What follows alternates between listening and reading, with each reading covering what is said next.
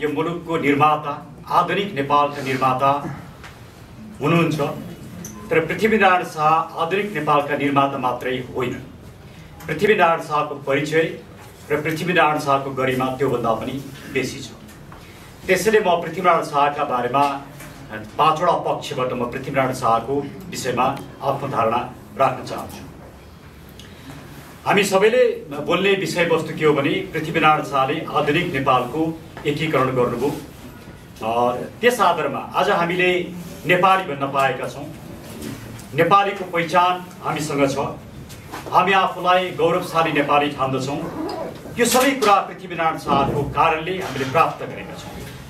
तसर्थ पृथ्वीनारायण शाहप्रति हाम्रो अगाध निष्ठा, आस्था र सम्मान हुनु ज्यादै स्वाभाविक मात्रै होइन कि प्रत्येक नेपाली नागरिकको कर्तव्य पनि भएको कारणले पुस 27 गते, आज हामी पुस 26 गते यो कार्यक्रम प्रेस मिट गरिराखेका छौँ। भोलि पुस 27 गते 11 बजे हामी रत्न पार्कमा भेला भएर कुनै सम्भव होइन पृथ्वी 249 पृथ्वी जयन्ती तथा राष्ट्रिय एकता दिवसको ब्यानरबाट हामी सबै नेपाली नागरिकहरूलाई, राजनीतिक व्यक्तित्वहरूलाई, एवं राष्ट्रिय झण्डामा आउने राजनीतिक दललाई पनि त्यो कार्यक्रममा सहभागी भइदिनुहोस् र हामी ऐक्यबद्ध भएर पृथ्वी जयन्ती मनाउँ भनेर अनुरोध पनि गरिरहेका छौँ र पुनः म यो अनुरोध पनि गर्न चाहन्छु। त्यसैले प्रत्येक नेपाली नागरिकले पृथ्वी जयन्ती मनाउनु, आफू नेपाली हुँ र नेपाली पहिचान मेरो छ भन्ने कुराको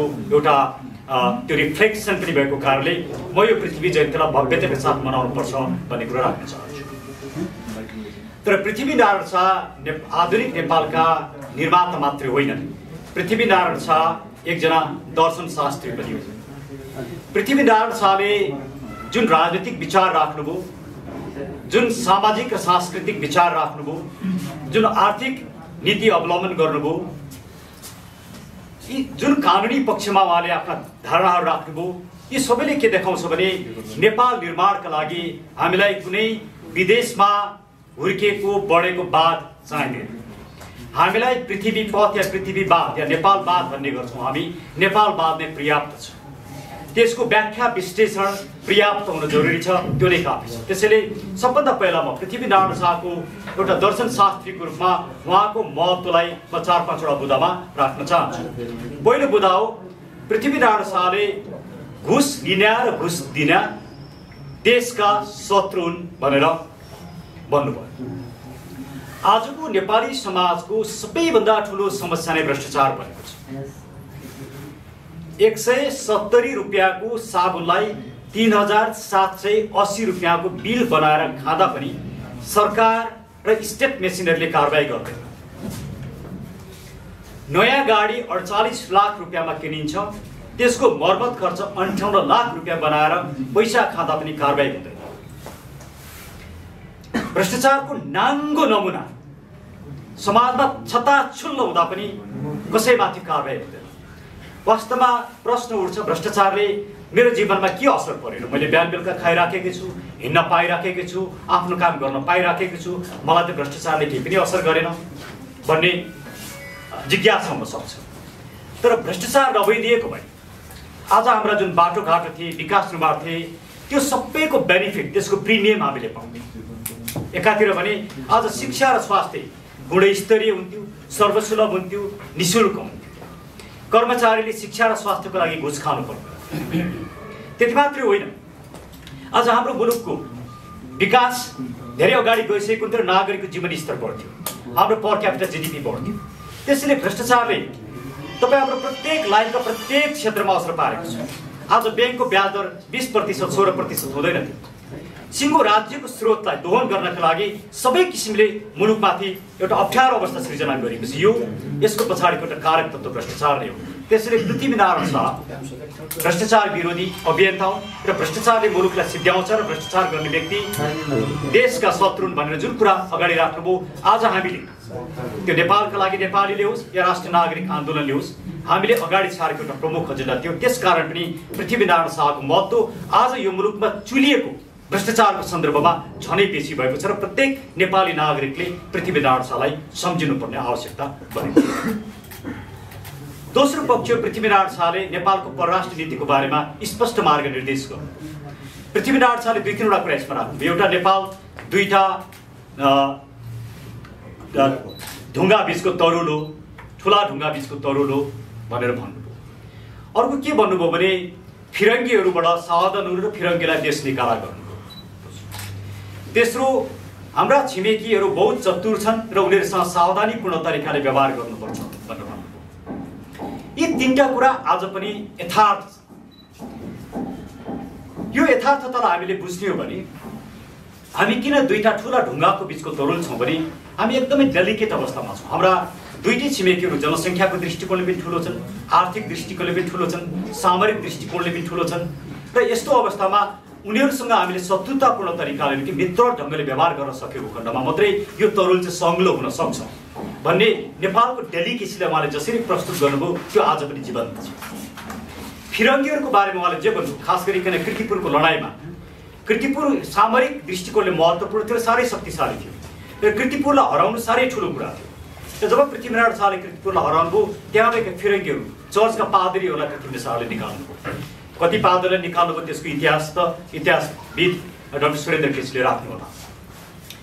यसले के देखाउँछ भने पृथ्वीनारायण शाह नेपालीपना, नेपाली सभ्यता, नेपाली संस्कृति, नेपाली धर्म प्रति सचेत हुनुहुन्थ्यो। त्यसैले यो बचाउनका लागि पनि विदेशीहरूको हस्तक्षेप उहाँलाई स्वीकार्य थिएन र दुईटा छिमेकीसँग समदृष्टिमा व्यवहार गर्नुपर्छ भन्ने कुरा आज राति 10 बजेदेखि 12 बजेसम्म प्रधानमन्त्रीसँग खुफिया एजेन्सीले भेट्ने कुरा होस् या पार्टीको विवाद मिलाउन राजदूत मात्रै नभएर चिनिया कम्युनिस्ट पार्टीका शीर्ष नेताहरू पनि आउने कुरा होस्। यसले हाम्रो राजनीतिक अस्थिरतामाथि भएको खुला हस्तक्षेपलाई प्रदर्शन गरेको छ र पृथ्वीनारायण शाहको महत्त्वलाई झनै बढाएको छ। तसर्थ पनि पृथ्वीनारायण शाहको यो दिव्य उपदेशका आधारमा वैदेशिक नीति आज नेपालको लागि झनै अपरिहार्य बनेको छ। अर्को पक्ष आर्थिक पक्षमा पृथ्वीनारायण शाहले कृषियोग्य जमिन कहाँनिर हुन्छ त्यसलाई कसरी प्रयोग गर्ने, कुन क्षेत्र वन हो, कुन क्षेत्र खानी हो लगायतका प्रजा मोटा भएमा मात्रै दरबार मोटो हुन्छ भन्ने जुन आदर्श अगाडि सार्नुभयो त्यसको अर्थ के हो भने आज हामी जुन पिपल इम्पावरमेन्टको कुरा गरिरहेछौँ, नागरिकहरू चाहिँ सशक्त हुनुपर्छ आर्थिक रूपमा, सामाजिक रूपमा, राजनीतिक रूपमा, अधिकारको रूपमा। जबसम्म नागरिकहरू सशक्त र सबल हुँदैनन् तबसम्म राज्य सबल हुँदैन भन्ने पृथ्वीनारायण शाहको यो भनाइ, यो सन्देश आज झनै महत्त्वपूर्ण बनेको छ। किनकि आज राज्य दोहनकारी अवस्थामा उभिएको छ। राज्यका ती सार्वजनिक सम्पत्ति हुन्, त्यो मुलुकको राष्ट्रिय सम्पत्ति होस् या सीमित व्यक्तिको हातमा सार्वजनिक जग्गा होस्, सार्वजनिक सम्पत्ति होस्, हाइड्रो पावर होस्, फाइनेन्सियल कम्पनी हुन्, ब्याङ्क हुन्, शिक्षा होस्, स्वास्थ्य होस्, आज सीमित व्यक्तिको हातमा, केही राजनीतिक नेताहरू उनीहरूका कार्यकर्ता र सीमित व्यक्तिको हातमा पुगेको छ। चिजो राज्य शक्तिको, राज्य स्रोत आज दोहन भएको अवस्था छ। यस्तो अवस्थामा प्रजाहरूलाई चाहिँ डेमोक्रेसीको, लोकतन्त्रको प्रिमियमबाट टाढा राख्ने र केही व्यक्तिहरूको लागि मात्रै लोकतन्त्र, गणतन्त्र आएको अवस्था जसरी चरितार्थ भएको छ, यो अवस्थामा पनि पृथ्वीनारायण शाहको योगदान चाहिँ बहुमूल्य रहेको छ। अब प्रश्न आउँछ, भरत दाइले पनि उठाउनुभयो, कर्नेल कर्टप्याट्रिकले an account of the kingdom of Nepal भन्ने किताब लेख्नुभयो। त्यो पुस्तकमा उहाँले के भन्नुभयो भने हामी कीर्तिपुर माथिको त्यो भन्ज्याङबाट आउँदाखेरि हामी हिँडेर आएका थियौँ, हामीले भरियाको रूपमा कीर्तिपुरबाट केही मानिसहरू मगाएका थियौँ, उनीहरूले हाम्रो भारी बोकेका थिए र उनीहरूको कुरा सुन्दाखेरि पृथ्वीनारायण शाहले कीर्तिपुरहरूको नाक काटेछन् भनेर लेख्नुभयो। अब यहाँनिर म प्रश्न गर्छु, त्यहाँ त्यस बेलाका ती भरियाहरूले अङ्ग्रेजी जान्दथे कि जान्दैनथे? कर्टप्याट्रिकले नेवारी जान्दथे कि जान्दैनथे? अनि बिचमा अनुवाद गर्ने व्यक्ति जो थिए त्यसले नेवारी र अङ्ग्रेजी कति बुझ्थे? यहाँ भनिएको कुरा चाहिँ के हो भने विश्लेषकहरूले के भनेका छन् भने हामी कीर्तिपुरको युद्धमा हार्यौँ, हामी सशक्त थियौँ, त्यसले हाम्रो नाकै गयो अर्थात् इज्जत गयो भन्ने भाषामा भनियो र त्यसले कर्टप्याट्रिकले बढाइ चढाइ गरेर लेखे। किनकि त्यहाँ भएका पादरीहरूलाई खेद्ने काम पृथ्वीनारायण शाहले गरेका थिए र अङ्ग्रेजहरू पृथ्वीनारायण शाहको विरुद्धमा ओर्लिएका थिए र अङ्ग्रेजहरूको युद्धसँगको युद्धमा पनि पृथ्वीनारायण शाहले पटक पटक हराएका थिए। यो कारणले गर्दाखेरि उनीहरू पृथ्वीनारायण शाहको विषयमा विष बमन गर्न चाहन्थे र गलत कुराहरू उनीहरूले लेखे र त्यसलाई हामीले इतिहास मान्यौँ र हाम्रा इतिहासविदहरूले यसको विषयमा विश्लेषण गर्ने नै छन्। सुरेन्द्र केसी पनि यही हुनुहुन्छ र कतिपय इतिहासविदहरूले अङ्ग्रेजहरूले अङ्ग्रेजीमा जे लेखे त्यसैलाई सत्य जुन ठाने त्यसको लागि चाहिँ म एकदमै दुर्भाग्यपूर्ण अवस्था ठान्दछु, त्यो कुरा गलत हो। कर्टप्याट्रिकको an account of the kingdom of Nepal भन्ने पुस्तक हेर्नुभयो भने यो कुरा छर्लङ्ग हुन्छ। पृथ्वीनारायण शाह कुनै पनि देशको एकीकरण गर्दाखेरि ब्लड सेड भएको छ, मानिसहरू मारिएका छन्, युद्धबन्दी बनाएका छन्, युद्धबन्दीहरूलाई पीडा दिएको छ, दण्डित गरिएको छ। तर पृथ्वीनारायण शाहले युद्धबन्दी बनाएन, पृथ्वीनारायण शाहले युद्धबन्दीलाई दण्डित गरेन, पृथ्वीनारायण शाहले आवश्यकताभन्दा बेसी हतियार प्रयोग गरेन। त्यसैले दुनियाँको एकीकरणको इतिहासलाई हेर्नुहुन्छ भने सबैभन्दा सफ्ट एकीकरण नेपालमा भयो, सबैभन्दा थोरै शक्ति नेपालमा प्रयोग भयो। यस्तो अवस्थामा पृथ्वीनारायण शाहले जहाँ गए आफूले युद्ध जितिसके भने त्यो समुदायको खुट्टा ढोगेका छन्, कुमारीको खुट्टा ढोगेका छन्, त्यही समुदायसँग मिलेका छन्, त्यही समुदायको भाषा सिकेका छन्, त्यही समुदायको पहिचान कायम गरेका छन्, त्यही समुदायको लुगा लगाएका छन्। यसरी पृथ्वीनारायण शाहले नेपाललाई जसरी 4 जात छत्तीसगढको फुलबारी भने उनमा एउटा विभेदको भावना थिएन।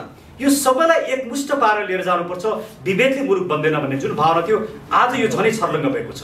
आज दलितहरूमाथि भएका अन्याय, आज जनजातिहरूमाथि भएका अन्याय र दलितहरूमाथि भएका कतिपय अन्याय र का घटनाहरूमा जाहेरी दरखास्तसम्म पनि नलिने र राज्यले कारवाही पनि नगर्ने यस्ता जुन निर्मम घटनाहरू घटेका छन्, यसले पनि पृथ्वीनारायण शाहको त्यो दिव्य उपदेश र त्यो फिलोसफी आज मुलुकको लागि कति नितान्त आवश्यक छ भन्ने कुरा छर्लङ्ग पार्दछ। यी विभिन्न पक्षलाई हेर्दाखेरि आर्थिक पक्ष, राजनीतिक पक्ष, सामाजिक पक्ष, सांस्कृतिक पक्ष, धार्मिक पक्ष र एउटा युद्ध कला र सुरक्षाको दृष्टिकोण, यी सबै कुराले पृथ्वीनारायण शाह नेपालको सबैभन्दा ठुलो विभूति हुन्। नेपाल एकीकरण गरे, एउटा राजनीतिक दर्शन दिए, पृथ्वी पथ कायम गरे। त्यसलाई हामीले साँचो अर्थमा मुलुकमा ट्रान्सलेट गर्न सक्यौँ भने मात्रै यो मुलुकको भविष्य छ। तसर्थ म पुनः एकचोटि के अनुरोध गर्न चाहन्छु भने पुष 27 गते 11 बजे म डाक्टर सुरेन्द्र केसीलाई पनि डाक्टर रोकालाई पनि म निमन्त्रणा दिन चाहन्छु र तपाईहरु आउनुस्, सँगै पृथ्वी जयन्ती मनाऊ। त्यो कार्यक्रम राजनीतिक कार्यक्रम हुँदैन, यो राजनीतिभन्दा माथि उठेको कार्यक्रम हो।